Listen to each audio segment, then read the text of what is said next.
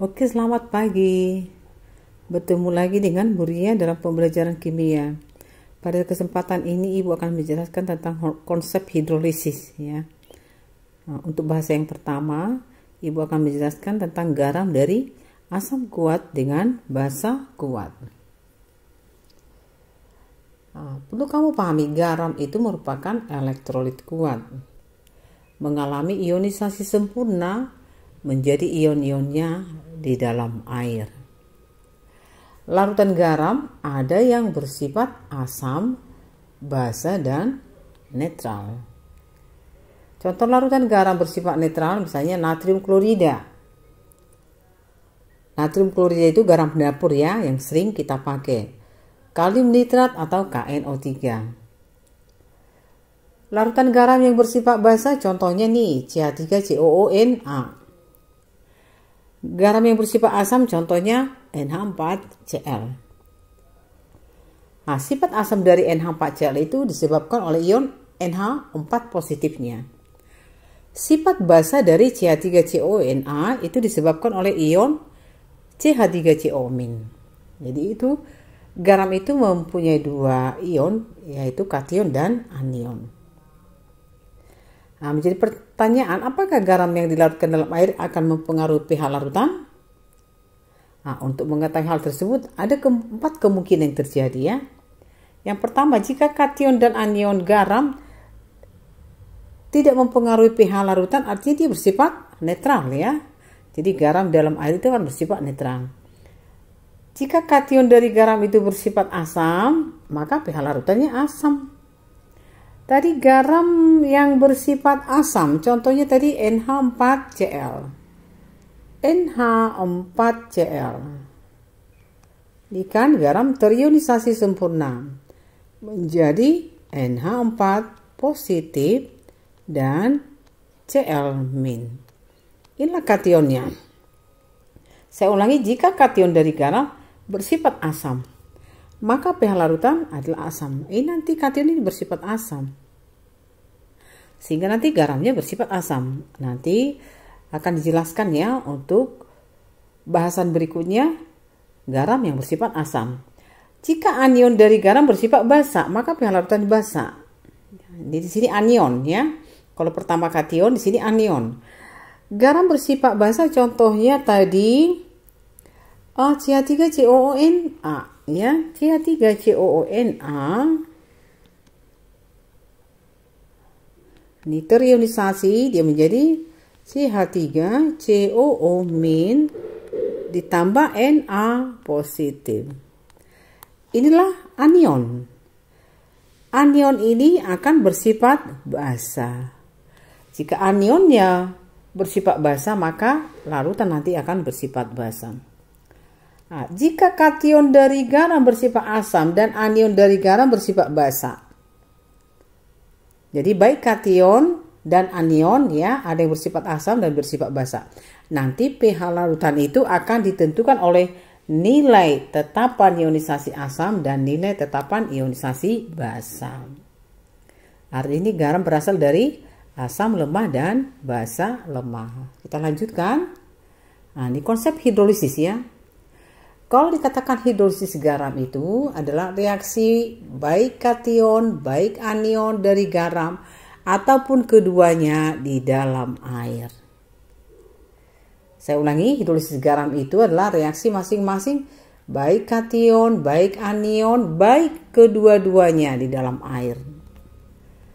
Nah, sebelum saya melanjutkan ke sini, konsep yang harus kamu pahami di dalam hidrolisis itu adalah konsep teori asam basa Bronsted-Lowry ya.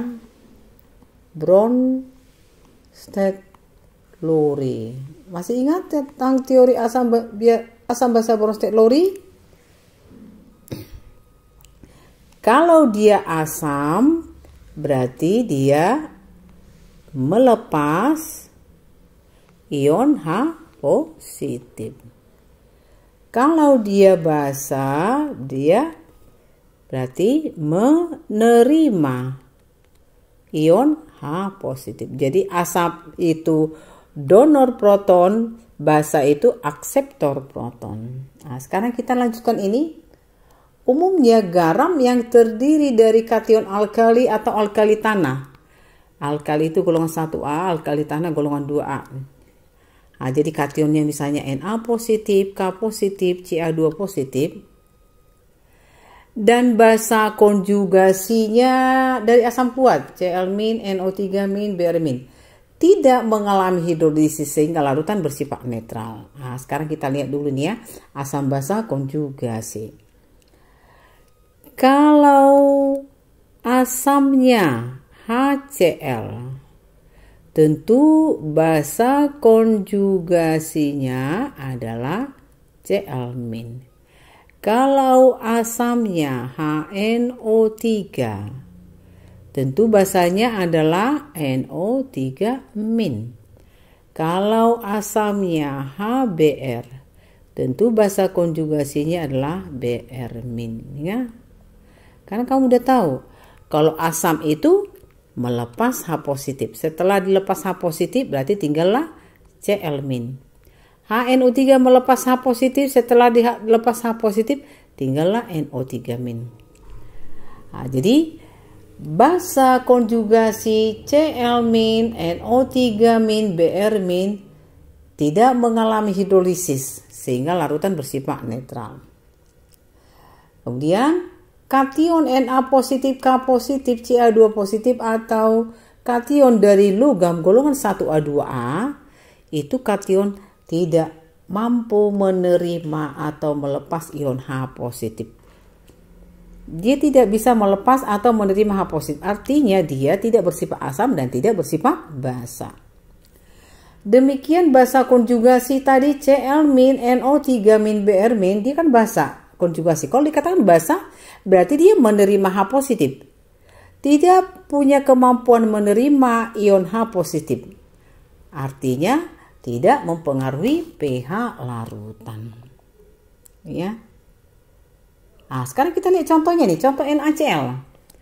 NaCl itu tadi terionisasi menjadi Na positif dan Cl-. Na positif golongan 1A. Cl- merupakan basa konjugasi dari HCl. Artinya dua-duanya tidak mempengaruhi pH larutan sehingga larutan akan bersifat netral. Boleh juga kamu pahami dari konsep ini. NaCl itu berasal dari HCl dan NaOH. Di mana HCl asam kuat, NaOH basa kuat.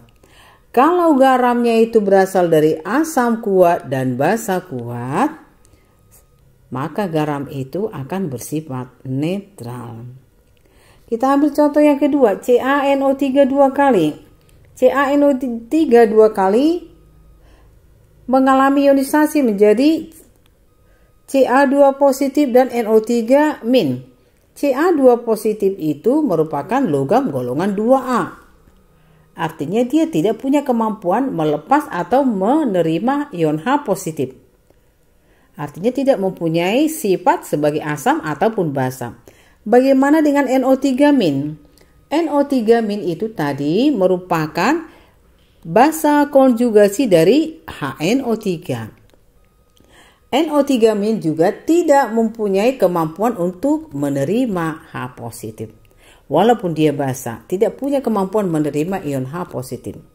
Sehingga baik Ca2 positif NO3 2- tidak mempengaruhi pH larutan, artinya larutan garamnya bersifat netral ya.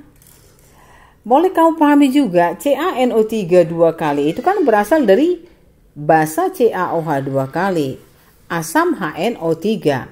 Di mana CaOH 2 kali kan basa kuat, HNO3 itu asam kuat. Karena baik asam dan basanya kuat, maka garamnya akan bersifat netral. Jadi catatan juga CaNO3 2 kali dan NaCl tidak mengalami hidrolisis atau tidak terurai di dalam air. Jadi pH larutan dari asam kuat, garam dari asam kuat, basa kuat.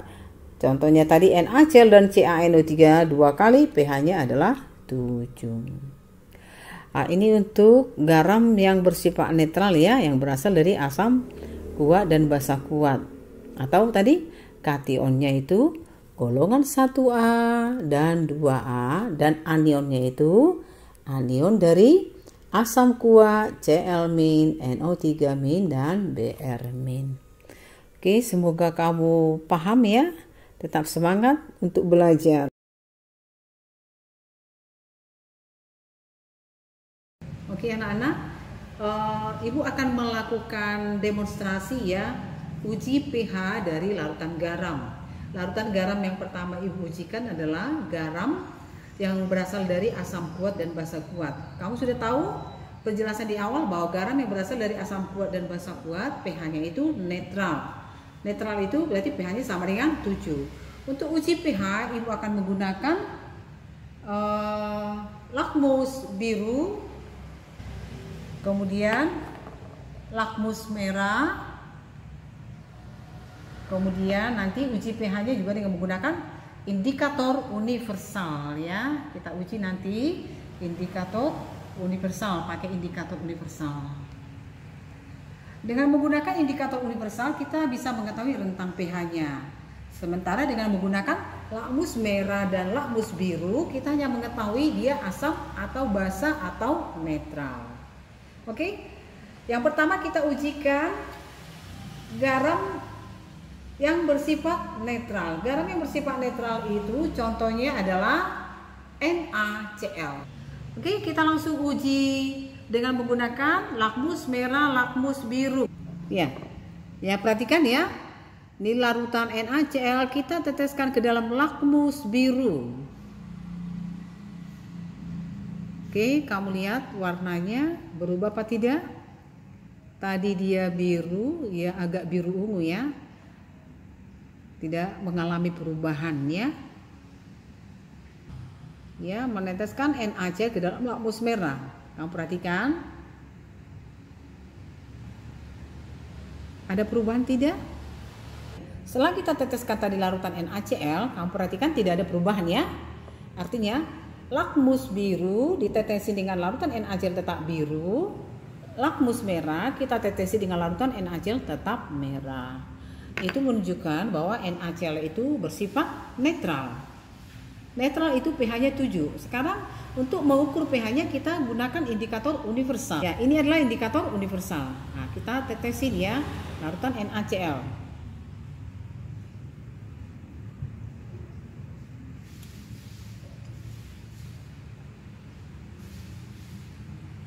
Oke, ini hasilnya. Nah, sekarang kita mau ukur pH-nya. Nah, kita bisa menggunakan pengukuran pH-nya pakai ini ya. Di sini ada rentang pH dari 0 ya. Ini dari 0 sampai 7 dan di sini 7 sampai 14 atau 0 sampai 14. Kita cocokkan warna indikator universal ini yang sudah kita tetesi dengan larutan NaCl ke dalam apa namanya ini ya, alat ini ya, indikator universalnya ini. Kita uji karena di sini sudah ada pH-nya ya. Ya, sekarang kita mau cocokkan pH yang sudah kita ujikan ya untuk NaCl. Kita untuk pH 0 inilah warnanya. Tidak sesuai. Kita ke pH 1 juga tidak sesuai. Kemudian ke pH 3 tidak sesuai, seterusnya pH 3 tidak sesuai, 4 tidak sesuai, pH 5 hampir belum sesuai banget, kemudian ke pH 6 hampir mirip ya. Kalau kita lihat di sini ke pH 7 dia tidak pas banget, artinya kalau kita lihat di sini kecocokan warnanya adalah antara 6 dan 7 ya. Artinya antara 6 dan 7 bisa dikatakan bahwa pH dari NaCl itu adalah 6 lebih atau sekitar 7 kurang.